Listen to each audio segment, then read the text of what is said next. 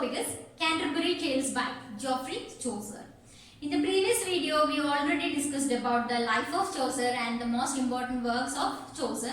Now we are going to look into the magnum opus of Chaucer, that is Canterbury Tales, and it was published in 14,000, and also it had a strong resemblance with the Boccassio's Decameron. This is an Italian work, and Chaucer read this work during his first diplomatic mission to Italy. In the previous video, we already discussed about the diplomatic mission to Italy in 1372 and also about the three phases of his life, and the gradual change has happened in his writings, everything. So, now coming to our work. When he started writing this work, he had a plan to write about 120 stories. That is 4 stories for each character. In this work, we had 30 characters, that is 29 pilgrims and also this narrator. And he decided to write 4 stories for each character, and so 120 stories. But he can't complete this plan. Before that, he died. Now we had only 24 stories, and 22 of them in poetical form and two other is in prose form. And the 2 work in prose form are Chaucer's own Tale of Meliboeus and Parson's Tale. These are the two stories in prose style. Okay. And then coming to this work, it had 2 parts. That is, Canterbury Tales has 2 parts. First part is prologue part and the second part is story part. And in the prologue part, he described about the characters and their actions, and in the second part, he include the stories of these characters. So, coming to this prologue part, it opened by telling April is the sweetest month. Just remember this line. This is the first line of this prologue. April is the sweetest month. Okay. And then he started describing each and every characters. Before that, when this prologue starts, it opens in Tabard Inn. Tabard Inn is in Southwark near London.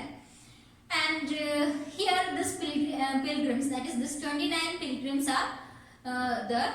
They were preparing for a journey or preparing for a pilgrimage.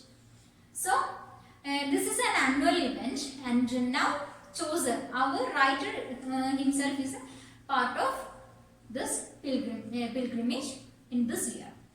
So then there is another character named Harry Bailey. Harry Bailey is the host of this Tabard Inn, and he finds this company of these pilgrims very attractive, and he decided to join with them.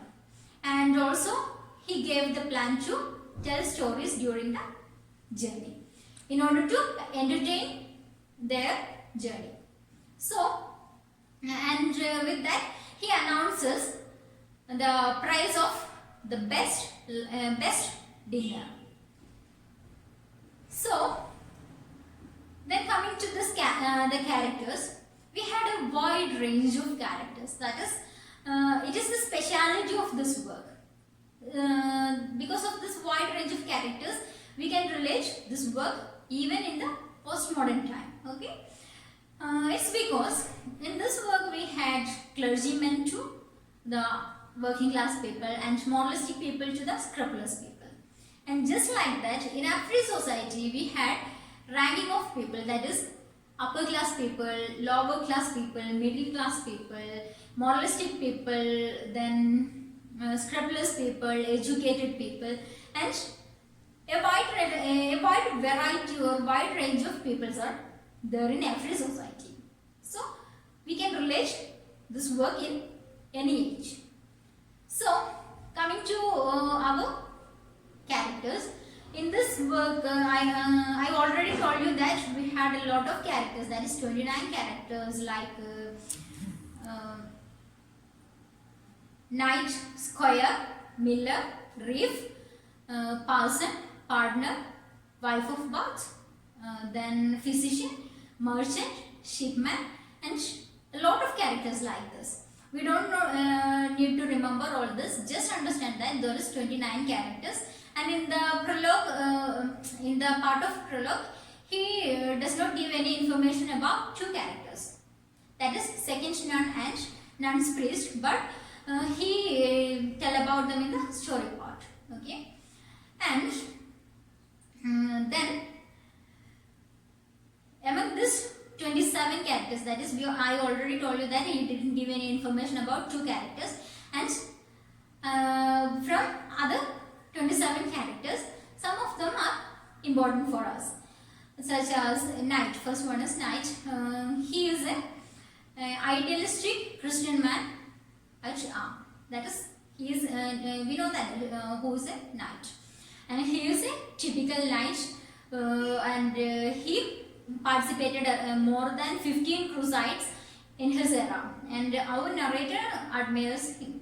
Then next one is this wife of Bath, and in her name, the Bath is not her husband. It's the name of a city in the shore of Avon River, and he married 5 times, and also he had a lot of affairs in her youth. And next character is Pardoner. Pardoner means someone who gave indulgence in exchange of money, and this money is considered as a charitable donation to the church.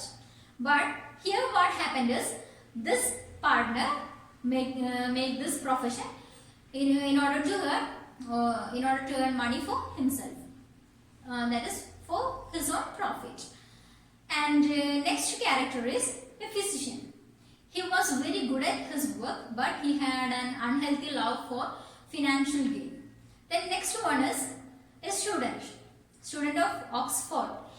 He is a student in the Oxford University in the subject of physics, and he spent most money in order to buy books than spending money for dress or spending money for food. He used to buy books always. And next character is Prioress. Prioress is a very modest and quiet person, and she can speak in French language, and also she was very good at table manners. Then next one is the parson. Parson is the only devotee in this company, and this has some important characters, and we don't need to remember all those characters. Okay, and then coming to the stories, or coming to the story part, the first important story is by the Knight, that is the Knight's Tale. And in the Knight's Tale, Theseus is the Duke of Athens, and there is 2 other knights named Arcite and Palamon, and this Arcite and Palamon from Thebes. Okay, Thebes is another ancient city in Greece, and these 2 knights were captured by Theseus, and he imprisoned them. And from there, they see a beautiful lady named Emily. Emily was the sister-in-law of Theseus, and both of them fall in love with her.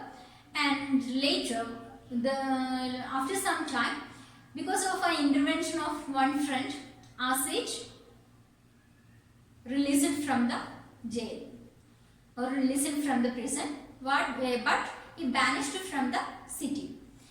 Then he disguised as a page in the chamber of this beautiful lady named Emily. Later, our Palamon also escaped from the prison, and then they met each other, and they had a fight between them for Emily. And when Theseus know about this, he arranged a fight for them, and the prize is Emily. Okay, and the fight happened, and Arcite got win, but unfortunately he accidentally fell down from his horse and died. And finally, this Palamon married her. This is the story of Knight.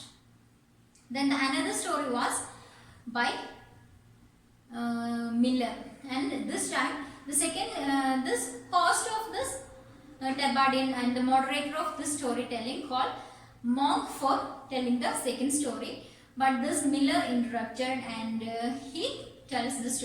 He says that I will tell the second story, and he started telling the story. It was the stupidest story in this group, and he talked about an impoverished student named Nicholas who flirted with the wife of his landlord. His landlord was a carpenter, and this Nicholas flirted with his wife, and they decided to spend one night together. And for this, Nicholas convinced this carpenter that the second flood has come. And by believing this carpenter spending all the night in a tub hanging in a ceiling. And at this time, this Nicholas and his wife's name is Alison. They were together. And at this time, another man came named Abolson. He was a clerk, a parish clerk, who was in love with this lady, that is Lady Alison. And he finds this Nicholas and this Alison together, and he asked for a kiss from her, and she decided to give the kiss, and first time she gave the kiss, and later he ran to find something to hurt them, and he got a hot poker. Poker means a metallic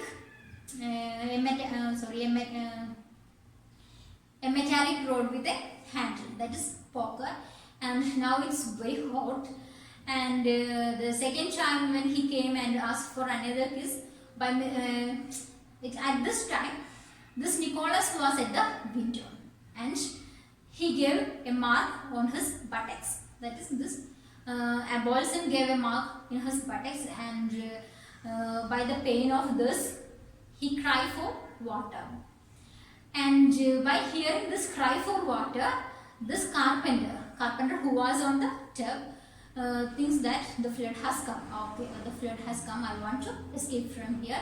And he cut the rope, and he fell from the ranch, broke his hand.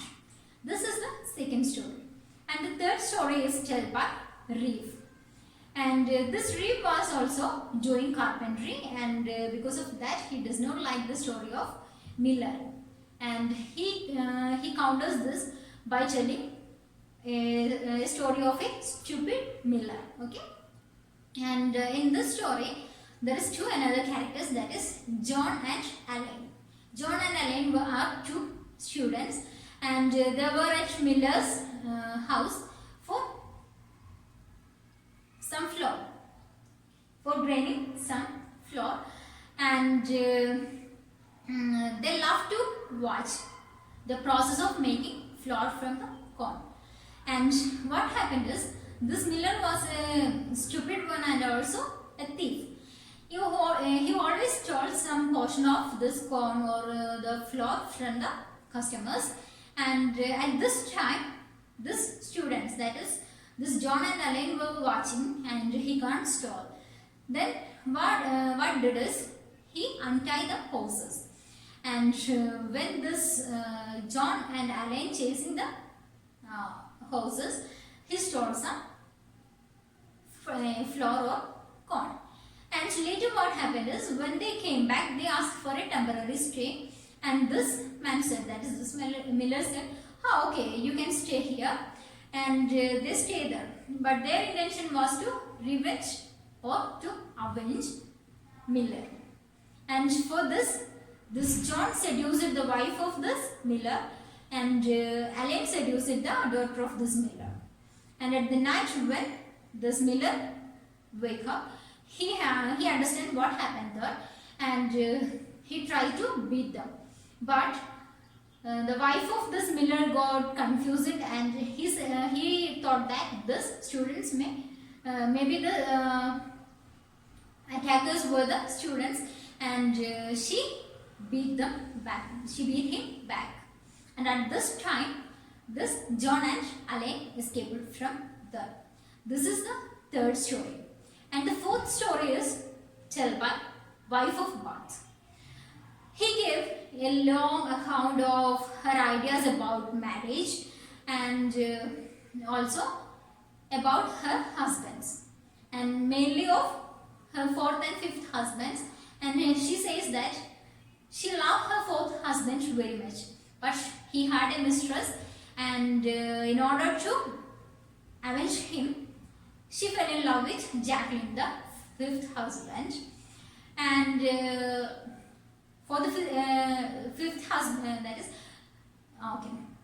And she was in madly in love with his fifth husband, but finally, what happened is he had a book of wicked wives, and he always tell the stories of wicked wives to this wife of Bath, and this irritated her, and one day she destroyed some pages of that book, and it ends in a clash between them. And in this clash, this fifth husband, he slapped him as he slapped her, and also she slapped him, and this is the end of her fifth marriage. And then he tells the story of a young knight in the King Arthur's court, and this knight raped a maid, and as a punishment for this, the King Arthur sent him on a quest. That the quest is to understand what a woman wants the most, and he go for he made a long journey on this quest, and he finds with a lot of women and asks these questions, but he didn't get a correct answer. And finally he met with an ugly lady, ugly old woman, and she said that I can help you, but as a reward you want to do whatever I tell you. And he agreed that, and finally she gave the reply that a woman wants the most is the control over her husband's life. And he go back to the Arthur's court, and the answers turned to be correct. And finally this old lady asked him to marry her, and this young knight got confused because he is a very good looking, fair, handsome man, and this is an old lady with ugly face, and he tells her that I feel repulsive because of your appearance. And at this time she gave him two chances, that is, either she can be beautiful and unfaithful, or she can be faithful and ugly. And then again this knight got confused, and finally he said, okay, you decide. And at this time she was very happy because we already told that a woman want most is the control over his her husband, and now this man gave the control over his life to this ugly woman, and she became very happy, and finally she became a beautiful and faithful woman. This is the story of wife of Bath. And next story was by Prioress. Okay, when telling the story, before telling the story, I want to tell you one thing, that this Prioress was wearing a bracelet in her waist with a letters that love conquers all. This is an important thing. Just remember that he wearing a bracelet with the letters that love conquers all. Okay. And the next, the story by Prioress is about something religious, and before telling the story, she prays to Virgin Mary to lead her through the story, and or to guide the story. And she started telling a story that in the ancient Asian city there was a Christian school, and it was at the edge of an Jewish ghetto, and in that school there was a boy was studying in that school, an Anglican 7-year boy, and she was the son of a widow, and he loved to study Alma Remptoris, and also he always singing the song. He sing the song when he go to school and when he go back to home. He always singing this Alma Remptoris. And some Jewish people, about around 5 Jewish men, got irritated by this and they murdered this boy. And when they find this widow was searching for this boy, they didn't tell anything. And finally, by the magical power of Virgin Mary, this boy started singing. That is, this dead boy started singing the Alma Remptoris. And because of this, the Christians can find him. And also, they captured the 5 men who killed this boy, and also they got the punishment by hanging. This is a story of prayers. And the next story was told by the nun's priest. Nun's priest story was a beast fable.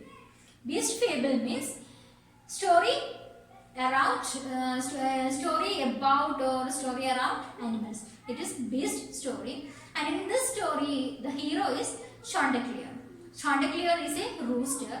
Rooster means a male chicken, and he had 7 wives. And one day he had a dream that a fox captured him and he was eaten by the fox. And he told this to his wife, and his wife told that no, that's not a matter, you don't worry, it's just a dream and all. And in the next day he go to farm, and there he finds a fox, and this fox started praising him for his singing. And finally the fox said that, please sing a song for me. And the thing is, this rooster can't sing the song by open eyes. And he closed his eyes and started singing the song. And this fox didn't miss this opportunity. The fox captured this rooster and grabbed him and started running. And at this time, this rooster is also very clever one, and he think that oh, I could die, and I will do the same for this fox. And he started praising this fox for capturing him. And he asked him that, how could you catch me in such easy way? You are such a clever man, you are such a clever fox. I admire you, and all. And finally, this fox also fall in this flirting words of this rooster, and he opened his mouth to tell how he got the idea to capture this rooster. And at this time, the rooster fly into the tree, and he escaped. This is the story, and the moral of the story is don't ever trust a flatterer. Okay, these are the most important stories of this Canterbury Tales. There are some other stories also, but from a net point of view, all the stories are not much important.